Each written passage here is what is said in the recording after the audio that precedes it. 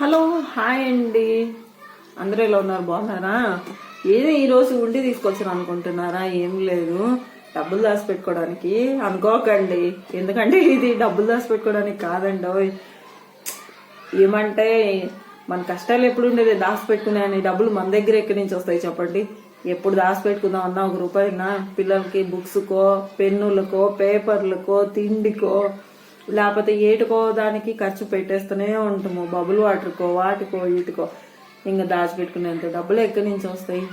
అట్టని ఉండి తీసుకుని అట్టని 4 సార్లు ఉండి తీసుకుంటే 4 సార్లు అంత ఇంత వేస్తే దానికి కోయడమే సరిపోయింది. కానీ ఏ రోజు ₹1 దాచిపెట్టుకునేది లేదు. కానీ ఇప్పుడు ఇది ఎందుకు తీసుకొచ్చాను అనుకుంటున్నా? ఏం లేదు, ఇది మా తాత కోసము. మా తాత అంటే ఎవరు అనుకుంటున్నారా? అజ్జి తాత. ఆయన కోసమే తీసుకొచ్చినాను. కానీ ఆయనకు కాదు, మాకే. అది కూడా మా స్వార్థం కోసమే. ఏం చేస్తామండి, బీద ప్రాణాలు. మనమా ₹1 దాచిపెట్టుకోలేము. అందుకే వారానికి ఒక ₹5 వేసినా కనీసం మా కుక్కడి జాతరికి పోయే కన్నా వస్తాయని ఉండి తీసుకున్నాం.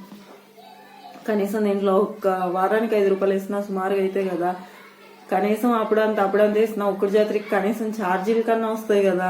అందుకోసం నలుగురు పోవాలంటే ఛార్జీలు, మంచి చెడ్డ, పిల్లలు తినేది, అది ఇది అన్ని ఖర్చులు ఉంటాయి. కానీ మన దగ్గర ₹10 ఉంటే మాత్రం ఎప్పుడు డిస్ బిల్ కట్టడం, కరెంటు బిల్లు కట్టడం, ఫోన్ రీఛార్జ్ చేపించడము, ఇంట్లో సంసారము, ఒక్కటి తేవాలి, ముగ్గురు తినాలి, ఎన్ని అసలు ఇది అదే అయ్యే పనేనా?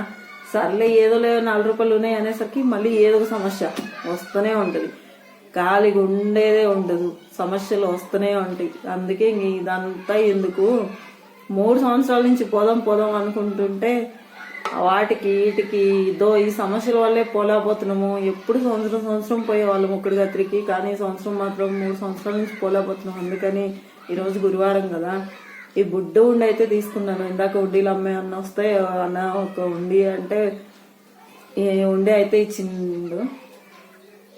ఈ ఉండిలో అప్పుడంత వేస్తే కనీసం మాకు పోవడానికి ఛార్జీలు ఖర్చుల కన్నా వస్తాయనే స్వార్థంతో వేస్తున్నాను. ఏం చేస్తామండి, బీద ప్రాణాలు.